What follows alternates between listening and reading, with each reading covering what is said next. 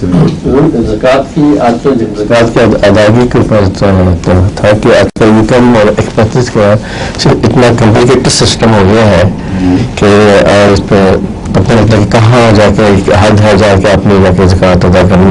آپ ادھار چیز لے کے آپ ادھار ہی ہوتے ہیں, آپ کو پتہ ہے کہ اس کے نصاب پہ اتنا پروفٹ ہے, لیکن اینڈ آف سال میں جا کے جب آپ کی بیلنس شیٹ بنتی ہے تو اس میں آپ ریڈ شو ہو رہا ہوتا ہے کیونکہ آپ کو اس کا پروفٹ آیا نہیں ہے.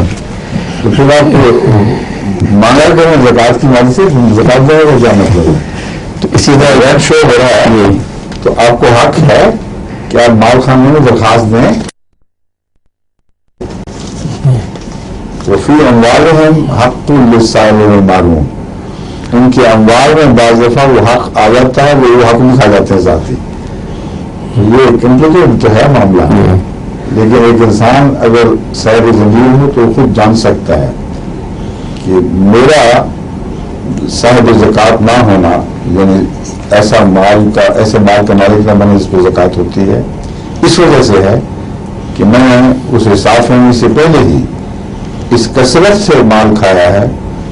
اور میں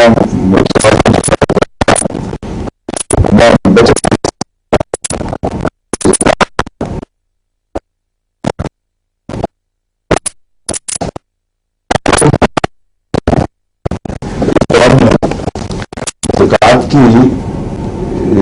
کے مسائل پر اثر غور کرنا ہوگا. ٹیکسز ہیں بے شمار, زکوٰۃ میں وہ مسائل بھی داخل ہیں جو ٹیکسوں سے تعلق رکھتے ہیں. حکومتیں غریبوں کے نام پر جو سوشل سروسز کرتی ہیں, زکوٰۃ میں وہ مسائل داخل ہیں. دفاع کا نظام بھی داخل ہے زکوٰۃ کے اندر, اور بہت سے ایسے کام ہیں. اس لیے کس حد تک زکوٰۃ ٹیکسوں میں ادا ہو رہی ہے, کس حد تک باقی ہے, یہ تو بہت الجھنے والے معاملات ہیں. جب تک کسی طرح کی کوئی ایسی اسلامی حکومت نہ ہو جو خالصتاً تقوی پر مبنی حکومت قائم کر رہی ہو, اس وقت تک یہ مسائل حل نہیں ہوں گے. وہ اپنے حالات دیکھ کر یا وہ زکوٰۃ پورے لگائیں گے اور ان میں پھر وہ ٹیکس معاف کر دیں گے ان سارے باتوں میں جن میں زکوٰۃ ذمہ دار ہے, یا اسی حد تک زکوٰۃ میں کمی کر کے بتائیں گے کہ اس حد تک زکوٰۃ دے دیا کرو کافی ہے, باقی جو ہم ٹیکس وصول کر رہے ہیں ان میں جن کے میں زکوٰۃ دینی تھی اس سے زیادہ لے لیتے ہیں. تو یہ افہام تفہیم بااختیار لوگوں کے قبضے میں ہے, ہم اور آپ نہیں کر سکتے. یہ سب فرضی باتیں ہوں گی.